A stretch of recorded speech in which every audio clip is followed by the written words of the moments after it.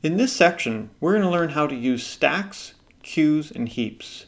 First, we'll cover the fundamentals of each of these data structures, what key operations each of them has, and then how you can implement them in Python. These are three very useful data structures. Let's start by learning about stacks. A stack is a last in, first out data structure. That's called LIFO. So what that means is that all the push and pop operations are to the top of the stack. They only affect the top item on the stack. The only way to access the bottom items on the stack, like in this diagram, item 1, is to first remove all of the items above it. We have a couple of different key operations here. Push allows us to push an item onto the top of the stack, and we use the pop command to pop an item off of the top of the stack.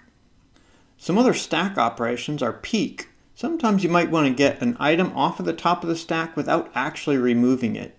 Let's say we need access to the top item, we want to know what it is, and we can use the peek command to see a copy of the top item without actually removing it from the stack. Or clear to remove all of the items from the stack and empty the stack out. There are a lot of different use cases for stacks. One very common use case is the command stack. All computer programs track each command that you execute. And most programs you use have the option of undoing the previous command. In order to do that, the program has to keep track of which commands you've executed in which order. So it does that using a stack. Each time you execute a command, it pushes that command onto the stack so that it has a record of it.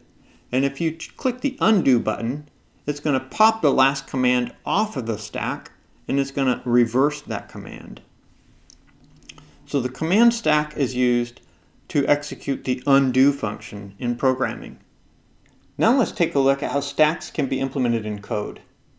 We have the Python list, which makes a great foundational data structure to store the stack in.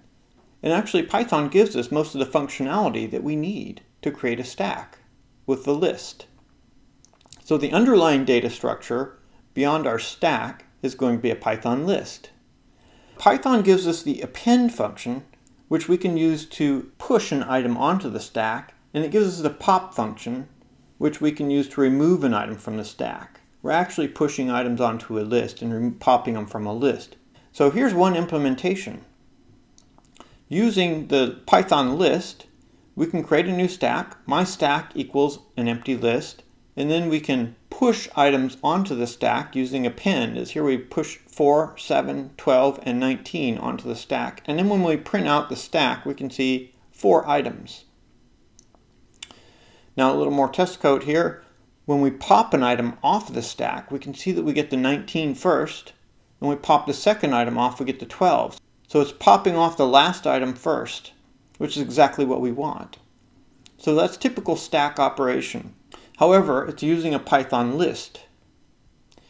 Now if we wanted to write a wrapper class so that we can add some additional functionality to our stack, that's actually not that hard.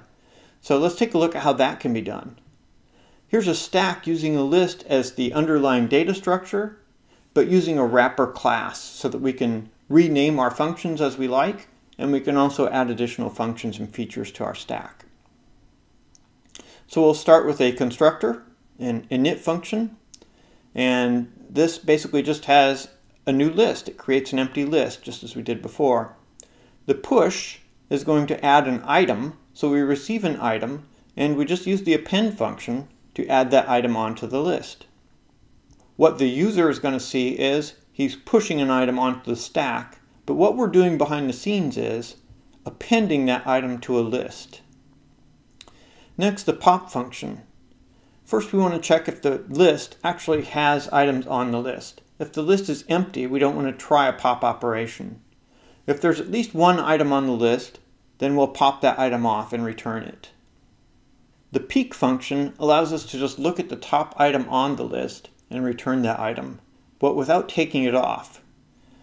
So here we return the top item on the list, but without removing it. And lastly, if someone wants to print out the stack or show all the items that are on the stack, what we're going to do is just show the string representation of the list. Now let's look at some test code and see how our stack works. My stack equals stack. And then we can push an item. We'll push a 1, we'll push a 3, and then when we print out the stack, we can see that, yeah, we have a 1 and a 3 on our stack. And when we pop an item off of the stack, we get the 3, which was the last item that we put on the stack. When we peek, we get the 1, which is the only item actually left on the stack, but peeking is going to give us the top item on the stack. If we pop another item, we get 1, and now the stack is empty. So if we try to pop another item, we get none. So basically all those key features of our stack are all working just fine. So this is how we can use a wrapper class to implement a stack in Python with an underlying data structure of the Python list.